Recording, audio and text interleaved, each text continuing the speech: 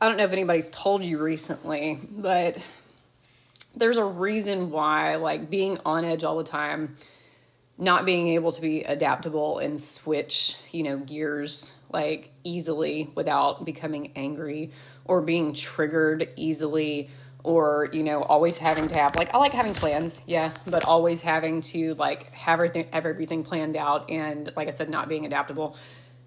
There's a reason why, like, hustle culture gets it wrong, and why, like, in my opinion, yeah, the entrepreneurial dream is there, right? Yes, there's a lot of great examples out there of this, and people like Hormozy and, all of the thought leaders or whatever, have got, like, good ideals.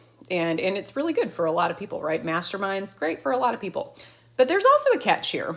And coming from somebody that, like, had multiple businesses that were successful, that, has since closed some of these businesses and is going on, like, God's path, right? Which I'm still not exactly clear, but I'm creating while I go and while God directs me, right?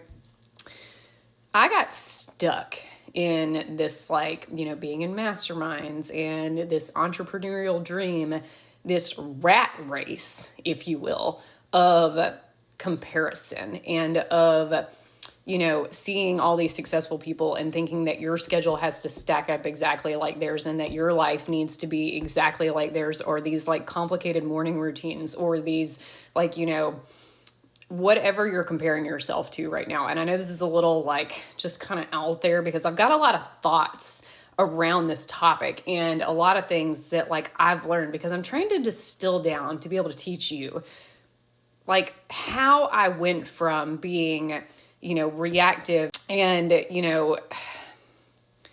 going from, like, this, like, figure of trying to achieve success and trying to go after these things, to being at such a sense of peace that it almost feels like I'm being lazy. And I'm not. I'm still working. I'm still building things. I'm still posting online, still showing up for you guys, still showing up and everything. But the one thing that changed, I'll say Proverbs 3:5-6. Trust in the Lord with all your heart, and lean not on your own understanding. In all your ways acknowledge him, and he shall direct your paths.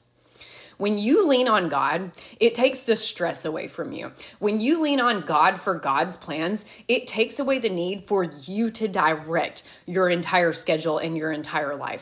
Like, think about it like this. Like, how many times do you get overwhelmed by the amount of laundry or the dishes that you have to do? Like, that one simple task does not actually take you that long having to do it. And when I started looking at this through, like, okay, check off a task. All right, check off a task. Instead of trying to plan my entire day, instead of trying to organize my entire schedule into, these blocks, these perfect things, and focusing on the things that are going to move the needle, the things that God's putting in front of me that day. What do I need to say? What do I need to communicate? What do I need to do in order to move forward a little bit? Not in order to be successful, not in order to have the perfect schedule, not in order to be the perfect mom. All of these are ideals that are created by people that, it may work for them, but for you need to focus on what God has for you at that moment. And it might not look like my schedule. It might not look like the things that I'm doing, right? It might look completely different.